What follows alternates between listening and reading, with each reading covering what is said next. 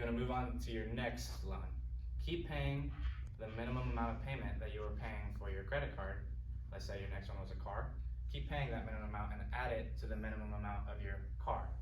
This is going to create a snowball effect that will endly result in all of your debt being paid off as efficiently as possible. The only disadvantage that I came across while learning about this topic is that it might end up taking you more time if you are not disciplined enough. You might end up losing a little bit more money if you aren't disciplined. It's just about how you are able to manage your priorities. As we get into budgeting correctly, the first thing you want to start with is needs and wants.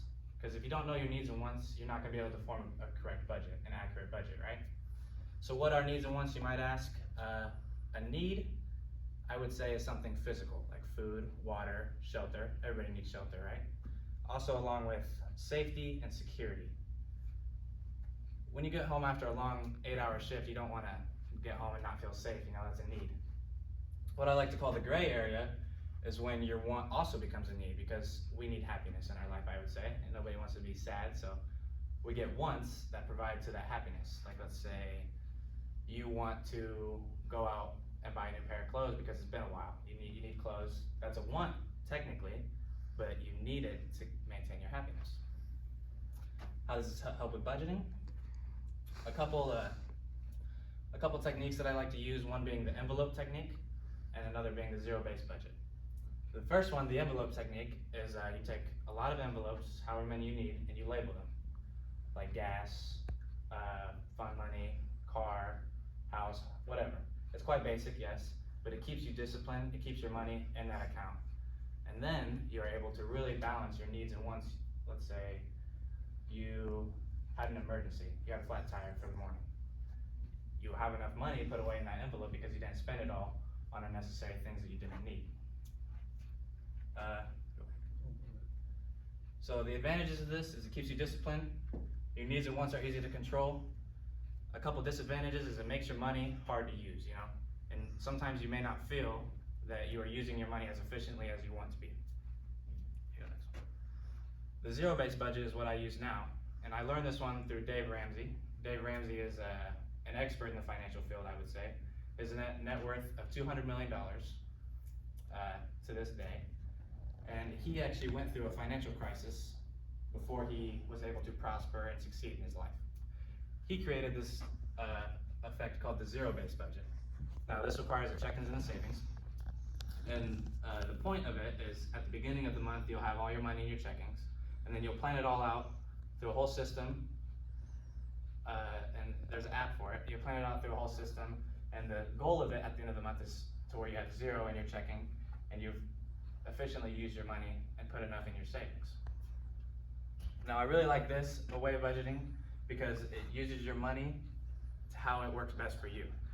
The only disadvantage I came across is it takes a couple cycles to become as accurate as it should be. But after the first few cycles, the budget becomes very successful.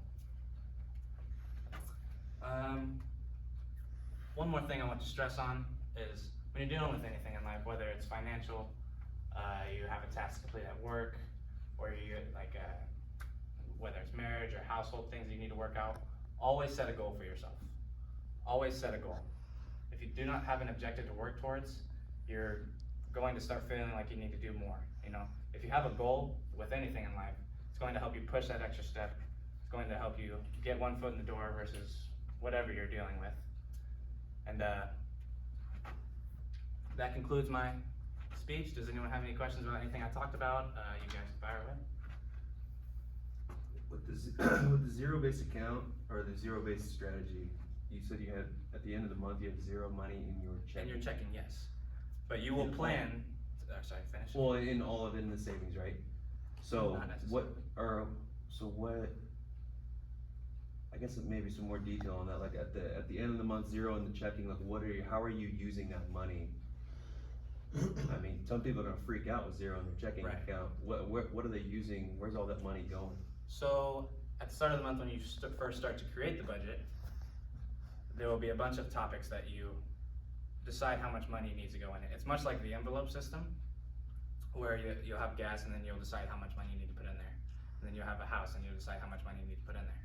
Then then you have savings, and then you have giving, like charity, and then you decide how much money you want to put in there. So you definitely are using it for all those topics as well, but I think it's better than the enveloped effect because although it does take us a couple cycles to get accurate, it does use your money a lot more efficiently than the envelope I does. see what you're saying now.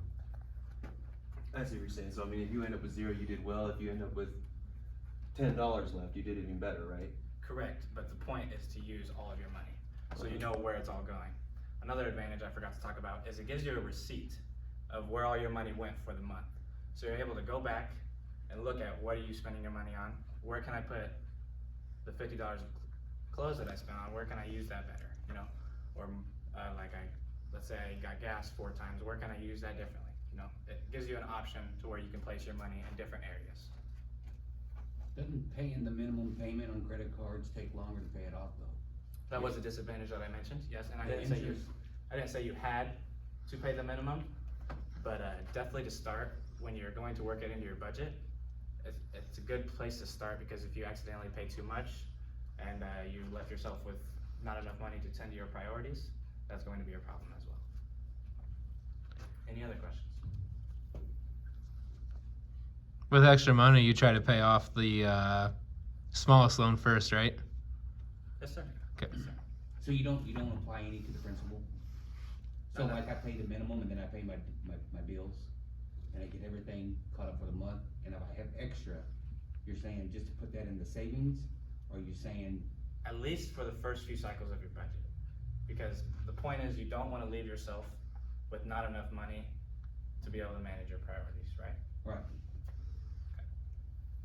And like you said, you should end up with leftover to where you can put to the principal. And then you should be able to start working, okay, I can put, it depends on where your priorities lie. If the loans and the debt is your priorities, then you're going to pay, the snowball effect's going to work. But if it's not, then you're going to end up paying interest, and you're going to end up losing money in the long run. That concludes my speech. Everybody have a good day. Nice job, bud.